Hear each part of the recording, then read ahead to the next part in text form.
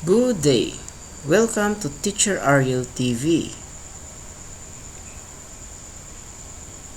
Today, you are going to learn about multiply 3-digit by 2-digit numbers with regrouping. Multiplication is the process of combining equal groups to find the total number of items. Now, let's get started. Find the product 132 times 56. First, arrange the numbers in columns like this. Place the digit of the number in a column based on its place value. Next, multiply the ones digit of the multiplier to all the digits of the multiplicand. Let's start with 2 times 6. 2 times 6 is equal to 12. So, we need to regroup. 1 will be carried over in the tens place column and 2 in the ones place. Then, multiply 3 times 6. 3 times 6 is equal to 18. Then, add the 110 that you have carried over. So, 18 plus 1 is equal to 19. Again, we will regroup. 1 will be carried over in the hundreds place column and 9 in the tens place. Next, multiply 1 times 6. 1 times 6 is equal to 6. Then add the 1 that you have carried over. So, 6 plus 1 is equal to 7. Then, multiply the tens digit of the multiplier to all the digits of the multiplicand. Put a 0 to hold the ones place. Now, we multiply 2 times 5. 2 times 5 is equal to 10. So, we need to regroup. 1 will be carried over in the tens place column and 0 in the tens place. Next, we multiply 3 times 5. 3 times 5 is equal to 15. Add the 110 that you have carried over. So, 15 plus 1 is equal to 16. Again, we will regroup. 1 will be carried over in the hundreds place column and write 6 in the hundreds place.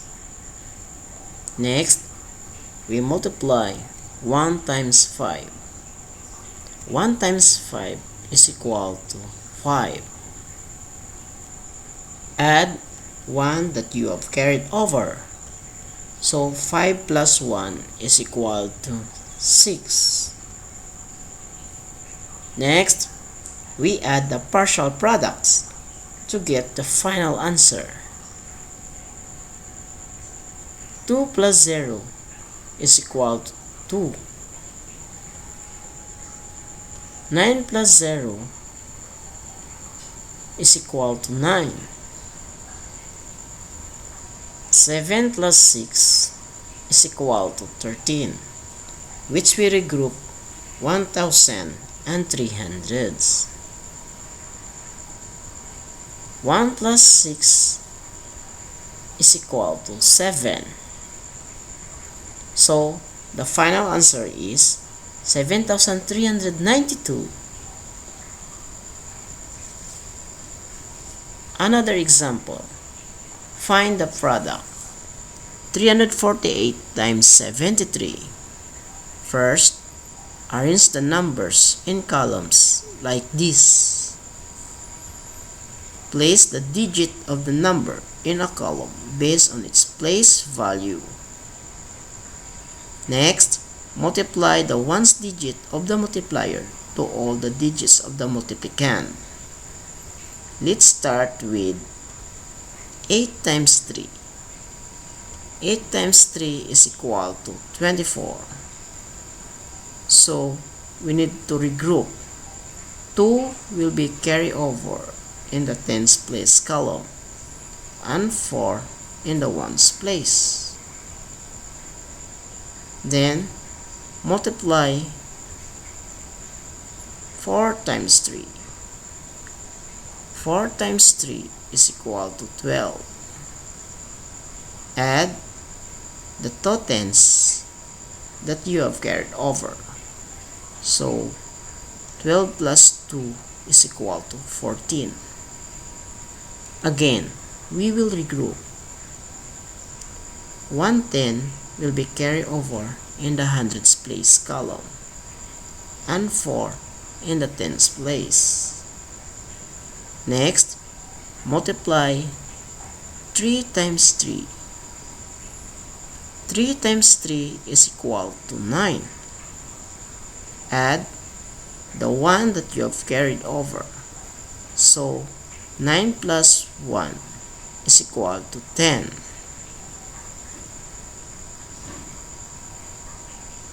Then, multiply the tens digit of the multiplier to all the digits of the multiplicand.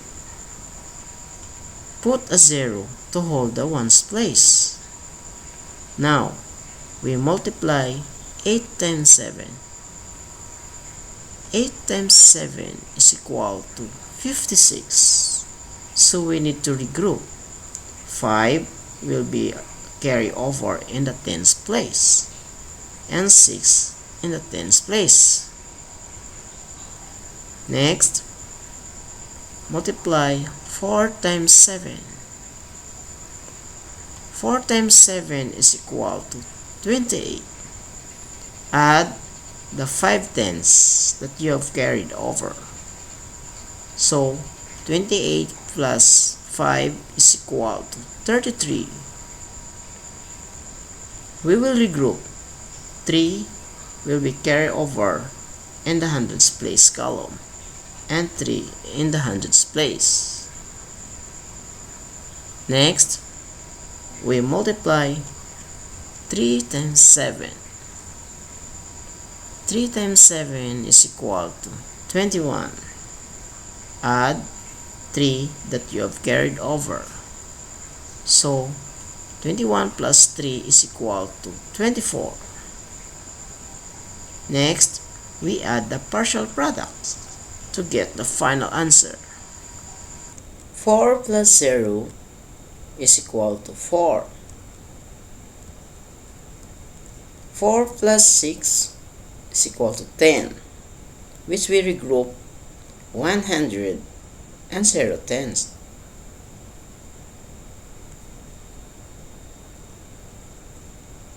1 plus 0 plus 3 is equal to 4.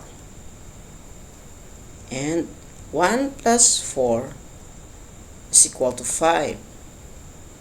And bring down the 10,000 digit 2. So, the final answer is 25,404. Quiz time! Let's answer this. You only have 20 seconds to answer. Find the product. 125 times 56. Start now.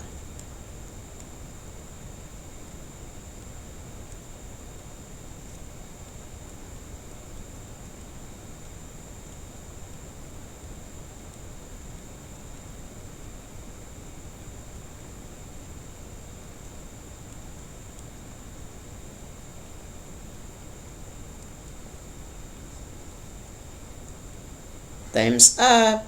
The answer is 7,000. 208 times 64.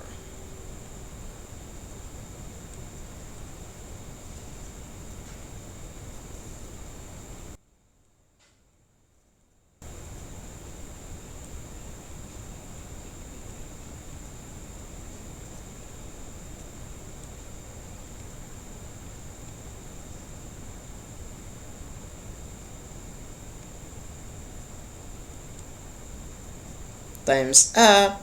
The answer is 13,312. 319 times 73.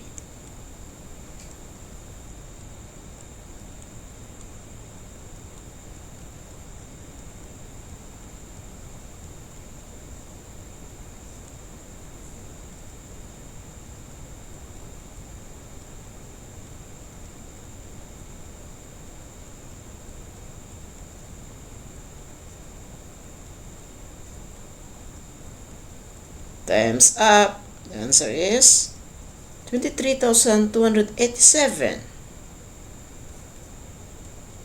427 times 89.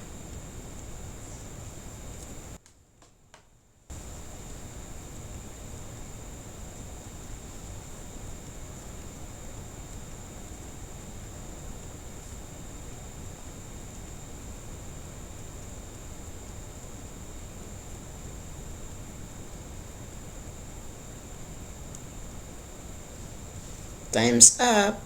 The answer is 38,003. 534 times 78.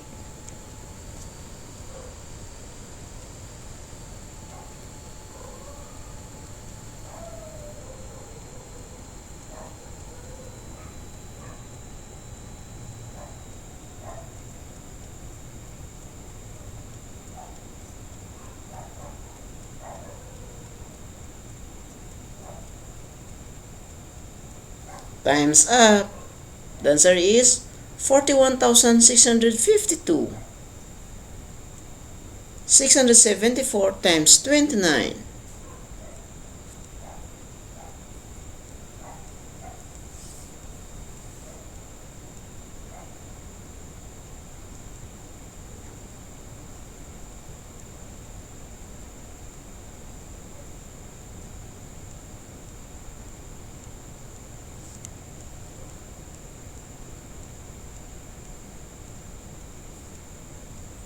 Times up. The answer is 19,546.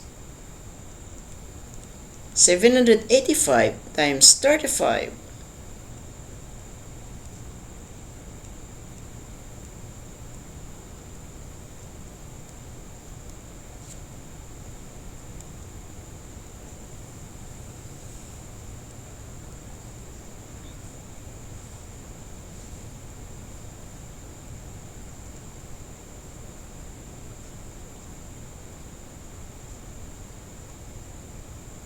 Times up. The answer is 27,475. 852 times 46.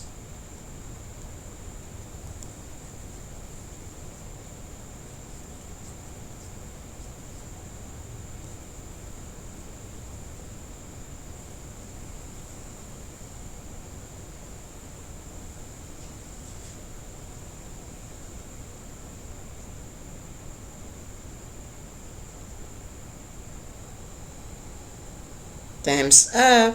The answer is 39,192. 947 times 44.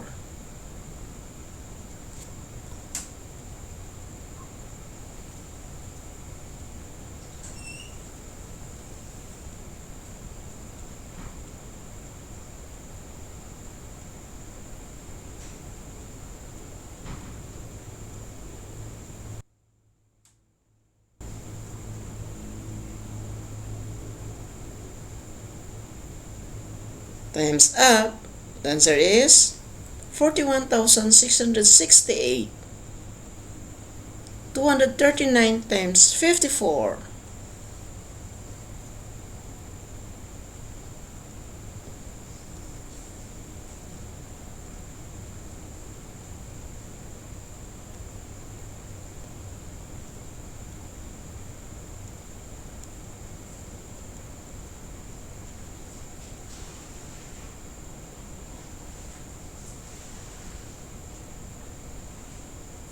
Times up. The answer is 12,906. That's all for now. I hope you enjoy learning about multiply 3-digit by 2-digit numbers with regrouping. Thanks for watching.